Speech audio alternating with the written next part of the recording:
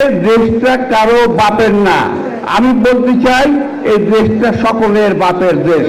সেই জন্য এই দেশটা আমাদের দেশ।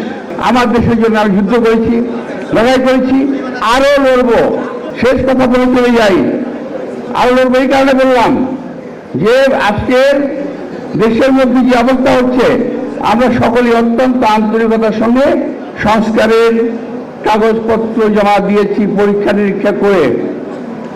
এখন এই সরকারকে বলতে চাই যে এই সংস্কার করে যাচ্ছেন এটা এখনো দেশের লোক দেখে নাই,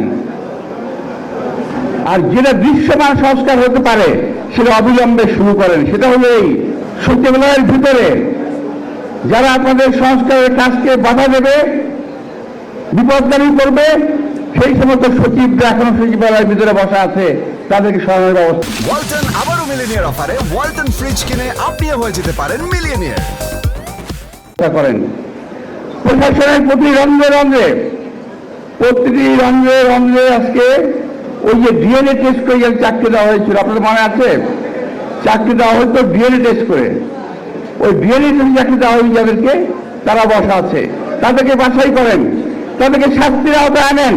তারা এত বছর চাকরি করে আজও চাকরিতে আছে, এখনো হিসেবে বসা আছে, এটা কিন্তু সন্দেহের অনেক অবকাশ রাখে যে সংস্কার বাস্তবায়ন হবে কি না।